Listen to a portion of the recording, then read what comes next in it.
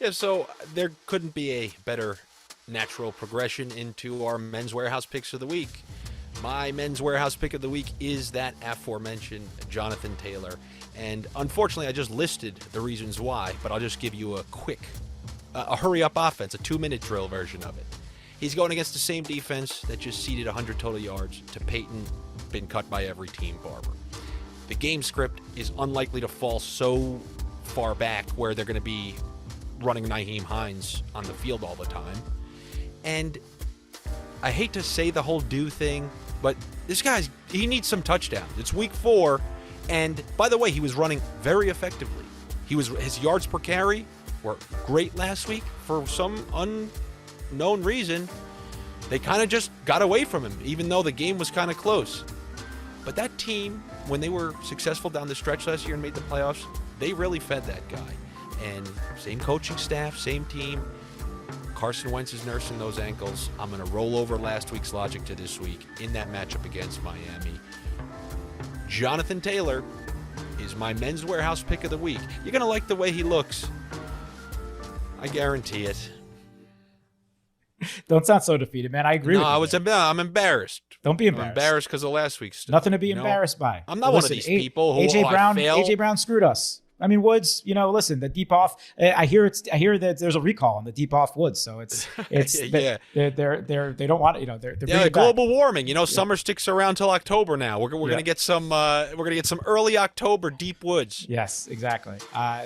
Cool, man. I'm very much in agreement with you with your pick there this week. I'm going for my men's warehouse pick of the week. A game we haven't spoken about yet, but I like a lot this week, especially compared to for being one of the games that's under the 50-point game total altogether. I think we're sitting at 47.5. But I really like the Washington football team at Atlanta this week.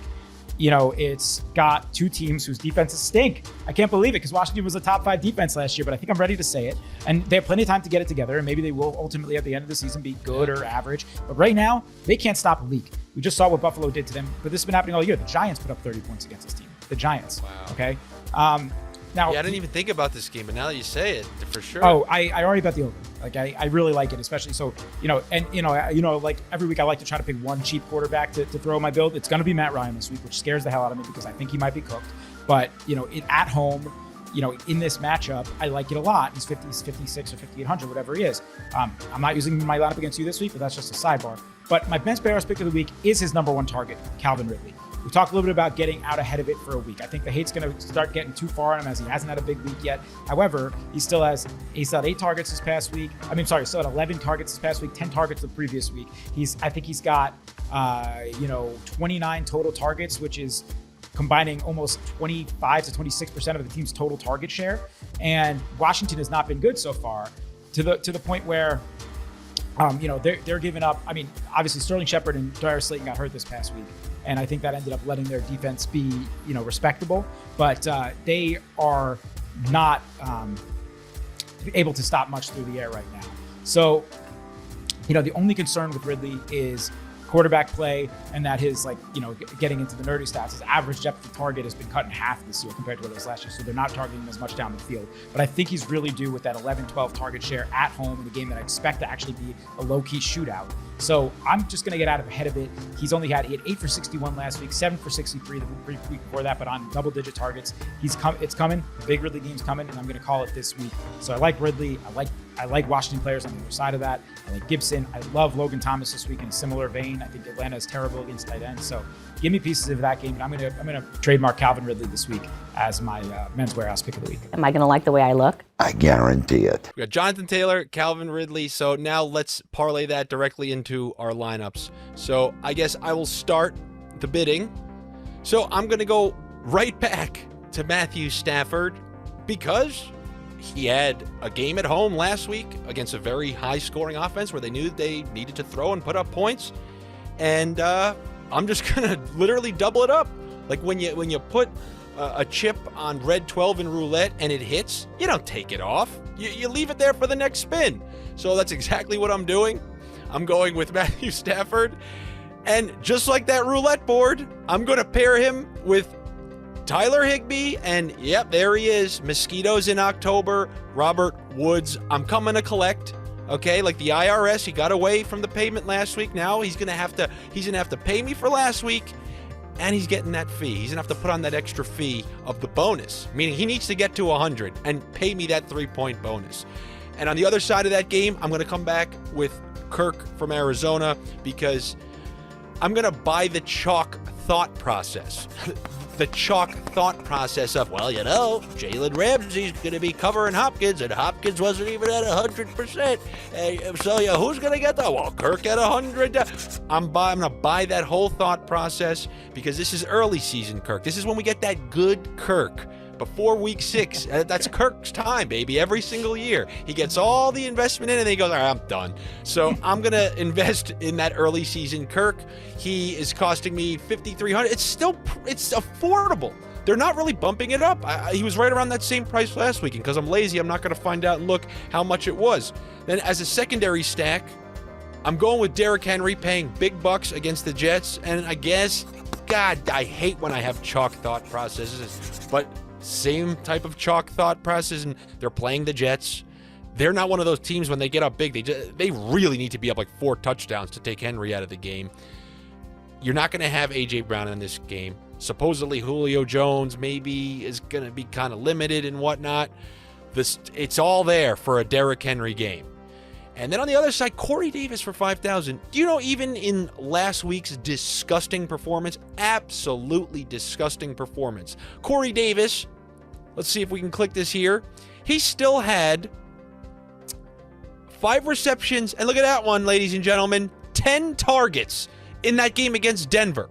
Okay? On the road at Denver, as I try to click out of this. So now he's coming home and playing Tennessee. I can't envision a scenario where he doesn't have a bunch of opportunities. And unless people are playing Jets, I think the Jets left an awful taste in people's mouths last week. The coverage was, what an awful team, Corey Davis is going to be fine. No one's playing the Jets. There you go. So you're good to go. But even also Corey Davis, you think? No, yeah. I don't think any Jets draw ownership in full slate. But, got revenge game narrative there, too. Oh, yeah. I don't believe in any of that stuff. Yeah, revenge game narrative, just like Kenyon Drake last week, right? I lost a prop bet with Kenyon Drake, so you could tell I'm a little hurt on that one. Then I'm going to my Men's Warehouse pick of the week, Jonathan Taylor. I'm not listing those reasons for a third time. You heard me. Actually, you know what? I'm going to say that one. Peyton Barber over 100 yards, so Jonathan Taylor should be able to do the same. And on the other game, I'm going with, Mr. 10-catch Jalen Waddle or 8-catch.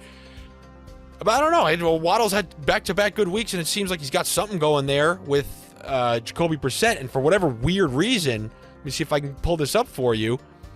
He had 12 catches and 13 targets. And the week before that, 6 catches on 8 targets. So why exactly, I guess it won't show up, but why is his price going down? I have absolutely no idea. So I decided to pair him with Jonathan Taylor. And in the defense, I don't even know how to... Gary, I can't even get out of this. Oh, there it is. It's because the window. Okay. And the defense, like you had just mentioned, the Cowboys defense is a lot better than we all thought. And I'm going to go with the Dallas defense at home, playing against Sam Darnold, who won't have Christian McCaffrey to dump it off to, so he's going to have to work through Moore and Anderson, thinking the Cowboys can get a couple turnovers. Remember, this is Sam Darnold we're talking about. They never trailed in a game. Maybe Dak goes down the field, gets up early, and we see a different kind of Darnold. Maybe get a pick 6, because if he's having a bad game, it doesn't just mean, and he took 2 sacks. It means you might get 2 pick 6s. So that's my squad. Yeah, we'll have some overlap here, and just to reiterate on that Dallas point, I mean, Carolina's had no tests yet. They've had the cakewalk of a schedule so far. So they're 3-0, but they're a very, very soft 3-0. Now they're going into Dallas to a defense that has been playing very well. So I think that makes a lot of sense. All right, man. So for my lineup this week, I was going back and forth. You heard me talk about the game at the beginning. I thought about going Mahomes 3 weeks in a row against you, but you know what? I figured I'm gonna do what I didn't do last week, which was go with the opposite opponent's side in a game script that should be very, very positive for this guy. So give me Jalen Hurts, who, again, I think we're both in agreement, not that great of a real life quarterback. Might be looking at that deuce too long. Might really be staring at it. But I think this is a nice environment for him. So give me Hurts. Completely unrelated fact. I know somebody who took a shit and it made the shape of a question mark. It actually curled, and then a second little nugget came out and made a question mark. And that's probably what we're feeling about Hurts. Yeah. Performance and shit this week. The question mark shit known as Jalen Hurts. Yet all that said, 25 points, 22 points, 28, almost 29 points weeks 1 through 3. And you know, the KC defense is bad. It's bad. It's going into Philly, and yes, they're desperate for the win, and I think they're going to be airing out big time, which is why I almost went Mahomes. But it's bad, Jerry. Real bad. It is. And so that's why I almost went Mahomes. I think Mahomes is going to smash this week too. But for the lineup construction, I was trying to guess against you in this week. I went Hurts.